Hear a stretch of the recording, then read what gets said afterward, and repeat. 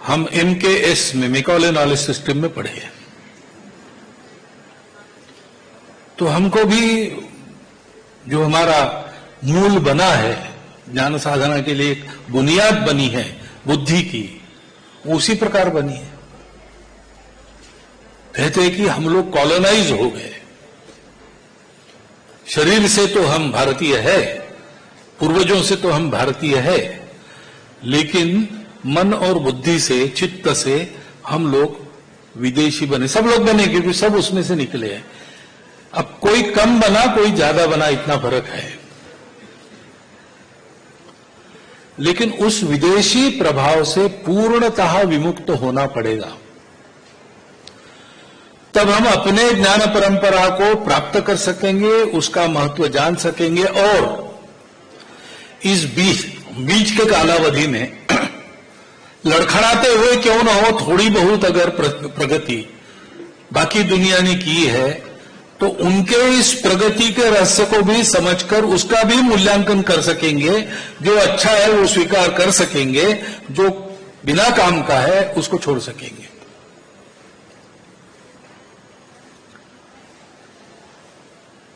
सौभाग्य है कि आज आधुनिक विज्ञान जिसको कहते हैं पश्चिम का ज्ञान, वो भी ऐसी जगह कर आ गया है कि वो भी सोच रहा है। जैसे आजकल न्यूरो साइंस कहता है कि आप अपने ज्ञानेंद्रियों से जो देख रहे हो, आंख, कान, नाक आदि आदि, तो आपको तो वही दिखता है जो आपके दिमाग में सॉफ्टवेयर बना है।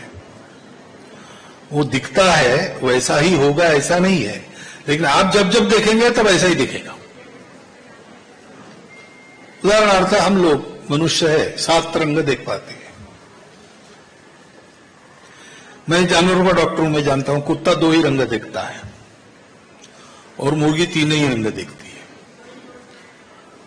तो कुत्ता पूछेगा आदमी को कितने रंग, 7, वो कहेगा गलत है, दुनिया में 2 ही रंग है। अब वो भी देख रहा है, उसका भी प्रत्यक्ष है, वो अनुमान नहीं कर रहा, वो देख के बता रहा। हम भी देख के बता रहे, सत्य क्या है ये तब तक पता नहीं चलता है जब तक इस अपने भौतिक दिमाग के बंधन के परे हम जाते नहीं। और जा सकते हैं क्या? तो आधुनिक विज्ञान कहता है कि जा सकते हैं, पहले नहीं कहते थे, लेकिन अब वो नियर डेथ एक्सपीरियंस नाम की एक बात चलती है। कुछ लोग मर गए और जिंदे हो जाते हैं। तो ये क्या है, इसका अध्ययन जब किया तो उनको ध्यान में आया कि दुनिया भर के ऐसे जितने लोग हैं, उनका उन क्षणों का जिसमें वो मरे थे जिंदा होने के पहले, वो अनुभव एक ही प्रकार का है। तो फिर इसमें कुछ तथ्य है। या एक यूरी गेलर नाम के व्यक्ति थे, अभी है कि नहीं पता नहीं थे, तो ऐसा एकाग्र दृष्टि करके चम्मच को, वहां रखे चम्मच को गोल बना देते थे। तो क्या है, एक्स्ट्रा सेंसरी पावर है, ASP ऐसा बताया। अब ये तो प्रत्यक्ष हो रहा है, उसका भी अध्ययन उन्होंने किया। तो उनके ध्यान में आया कि हम जो समझते थे कि कण, मैटर यही मूल है, ऐसा नहीं है। वो कण और ऊर्जा, एनर्जी और मैटर, ये दोनों बातें जिससे निकलती है वो है कॉन्शियसनेस, हमारा बोध। और वो बोध एक शरीर तक सीमित नहीं रहता, यानी मेरा बोध अलग, आपका बोध अलग, ऐसे नहीं होता। एक बोध में हम सब अपने शरीर सहित हैं। तो वो भी अपने इन विचारों के पास आने के, लेकिन उन विचारों का अनुशीलन करना है तो विज्ञान के उपकरण अब काम के नहीं है, ये भी उनको पता है। सूक्ष्माति सूक्ष्म देखकर अब हद हो गई, अब देखने जाएंगे तो उसका आकार बिगड़ जाएगा, ऐसा सूक्ष्म उनके सामने है। तो देखने से ही उसमें परिवर्तन आ जाता है, क्या है पता नहीं चलता। और सबसे बड़ा महत्वमहीयान ऐसा देखने के लिए गए तो लाखों प्रकाश वर्ष के अंतर में से जाना पड़ता है। उसमें अपने भौतिक नियम पृथ्वी के नहीं चलते, प्रकाश सरल रेखा में जाता है, लेकिन इतने बड़े अंतर में वो घूम के वापस भी आ जाता है। तो हो सकता है कि मेरे पीछे की वस्तु मेरे आगे दिखे, और वो भी मेरे तक प्रकाश आने में 3 लाख 30 लाख प्रकाश वर्ष लगते हैं। तो अभी जो देख रहा हूं 30 लाख पुराना है, 30 लाख वर्ष, तो अभी किसी काम का नहीं। तो मर्यादा हो गई। तो एक लेखक ने लिखा, लेख में मैंने पढ़ा है वो लेख, उसका वाक्य है, नाम भी उसने लिया है, कि पूर्व में जाना पड़ेगा और विशेषकर भारत में उनके प्राचीन ग्रंथों का अध्ययन करना पड़ेगा। उसको 2 नाम मालूम थे, वो भी दिए उसने, पातंजलि योग सूत्र, योग वासिष्ठ वगैरह। अब दुर्भाग्य ये है कि ये पश्चिम के हवाले से आपको बताना पड़ता है, तब आपकी तालियां बजती है।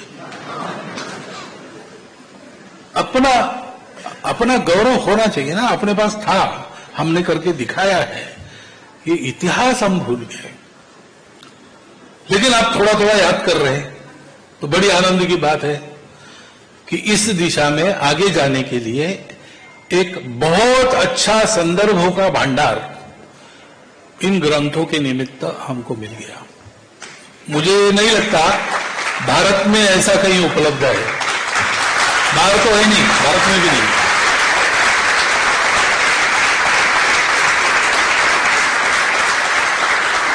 और इसलिए फिर एक बार मैं कृतज्ञता पूर्वक इन सब का अभिनंदन वंदन करता हूं। और हम लोग इतना तो कर ही सकते, आप हम, कि जो जो विद्वान लोग मिलेंगे, जो जो शोधार्थी मिलेंगे, उनको इस ग्रंथ का भंडार का आता पता बताए, जिनकी शक्ति है उनको उसको खरीदने के लिए कहे, क्योंकि वो भी चाहिए, नहीं तो काम कैसे चलेगा। और जो अध्ययन करना चाहिए उनको इधर मोड़ने से वो इस संदर्भ भंडार को देखेंगे, उनको जो चाहिए वो तो मिल ही जाएगा, लेकिन इसको देखकर हो सकता है कि वो सभी बातों को जानने का प्रयास करेंगे। तो विद्वान लोगों के द्वारा समाज में प्रबोधन हो, इसलिए उनके पास सामग्री पहुंचाने के लिए हम अपने मुख से इसका मौखिक प्रचार कर सकते हैं। ऐसा जो जो मैं कर सकता हूं वो मैं इसके मामले में करूंगा, ये आश्वासन देता हूं।